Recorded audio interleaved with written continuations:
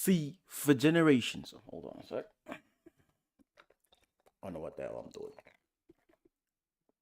Right, I can hear myself now. See, for generations, pesty uncles and you know have been have been robbing men of their balls, have been robbing men of their family money. And a group of men, sometimes women, would sit around a table to negotiate the propositions, to negotiate a possible way for two people to be together. A loving couple of two young lovers who want to unite in holy matrimony. And then you'd have what we call a chief negotiator. Someone who would get in there and bully those pesky uncles into giving way, into not being so greedy and stingy. But there's always that uncle. There's always that uncle, that stingy uncle, who's always trying to take every penny from the groom's family. Oh, there's always that uncle who just finds a way to ruin it for everybody. Being a drunk, a gambler, whatever it may be. But your problems are solved. Enter the Lobola Man, Ace Ngubeni. I'm saying that name right. My man is the chief negotiator of your family. You need a family.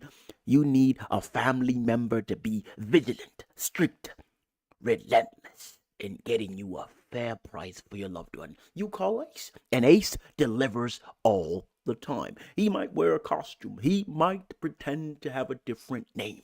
But once the negotiations are done, he will be in and out. He will get you your bride at a fair price. I must say, if this thing is not real, it has to be. Right, we're talking Lobola Man. It's an old film that came out July 12th. Yeah, July 12th, 2024. I just stumbled upon it so I'm like, wow, this is a great ass film. This is really good. So I think y'all should check it out. Y'all should definitely check it out. It's really, really. Hold on a sec. It's really. I'm hearing myself in a echoish way, so it's making it sound a bit weird. Anyway, I must say, it's a really good film. It's proudly South African made. It's really good, and I think a lot of people will enjoy it. It's really great. Now, let's talk more about this film. I think that's what we should do.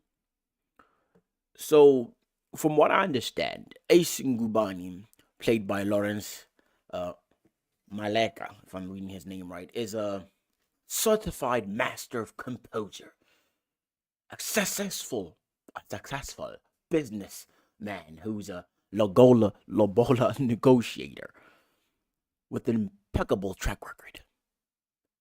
The man is phenomenal. Now, what makes the story interesting? In the beginning, it's just you just say, okay, this guy is negotiating people's weddings and shit like that. He's helping people get married. Okay, that sounds simple. But it gets complicated because the night before, his new client, Duke Maseko, calls him. He meets the supposed future bride, Zandile, and he falls madly in love with her. Tries his moves, but that don't seem to work because she's stubborn. But my man is relentless. He doesn't give up. Anyway, he stumbles upon her on the day that he's supposed to meet the supposed bride to be, only to get poured a drink. Okay, I can't. Okay, I'm gonna stop right there. I'm spoiling things. Let's just get real with this thing here. This is a great film.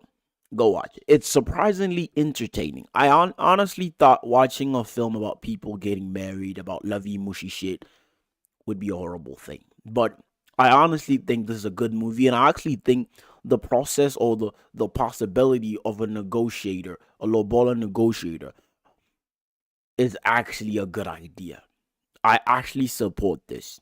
Like, I would hire one. It makes a lot of sense. But I also have to talk about the fact that this guy is paying someone, Duke is paying someone 200,000 to negotiate the bride price. And unless I'm mistaken, they said they just straight to it. They wanted 20,000. Unless I'm lost, or they actually wanted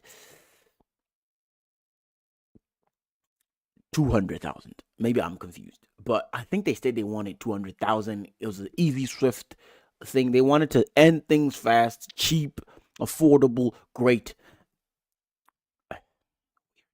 Now, of course, it's strange when your negotiator is in love with your bride, and your bride is in love with your negotiator, and you happen to be in love with your assistant.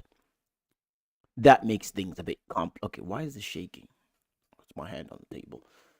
That makes things a bit complicated for you. But I must say that overall, as a movie, it was great. I have a few issues with it, of course. I always have issues with movies, but why do you always have issues with movies, Reese? I don't know. I'm going to talk about the last scene. I don't know in what world can you actually bribe an airport employee to walk into a plane and have the pilot ground the plane for you while you talk to a girl.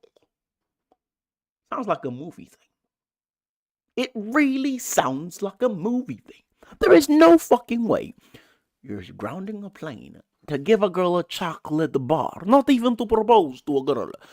They're not letting you do that. You're costing the airline the money. You're costing the government the money. If it's a government on the plane, of course. Suddenly I changed accents. I don't know why. But it is impossible. It's okay. I don't know why I'm doing that. Anyway, this has been a great film. Now, usually I'd give detailed reviews about the scenes and the passion. But I will say, it somewhat was predictable from the beginning. First things first, we find Ace. Now, there's a scene in the beginning which I don't know why they put it in. The first scene, I'm spoiling it now. The first scene, we see Ace, a young Ace, 25 years before. Probably 6, 7, maybe 8, I don't know.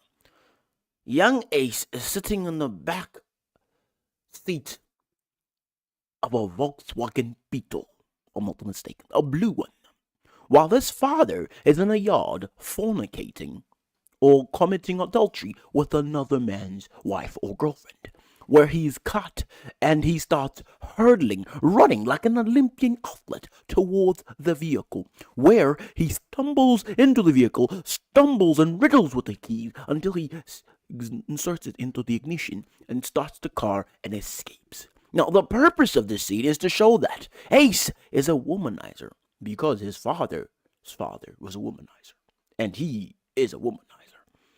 And then there's a scene towards the end of the film where he knocks on his father's door and proceeds to punch the man. Now, forget about that. Let's forget about him punching his father. Let's talk about his father's house. This guy is living in a state-of-the-art house. Fucking amazing. He can't even build a screen wall for his daddy. For fuck's sakes, Ace. For fuck's sakes. Now, let's not pretend this man hates his father. This man gets along with his father. You can clearly tell the relationship. He punched his dad because his dad is the reason why he's a fragile man who cannot fall in love. And his father, instead of being an ass, he's cool and collective about it because he understands his son is a little cuckoo. So that shows these two are men with friendship. Because if his father and him were deranged and they were not talking, they would have had a scuffle. They didn't have a scuffle. He understood his son had gone crazy because of a girl. Makes sense. Now, moving on from that scene, let's digest and dissect a few more scenes.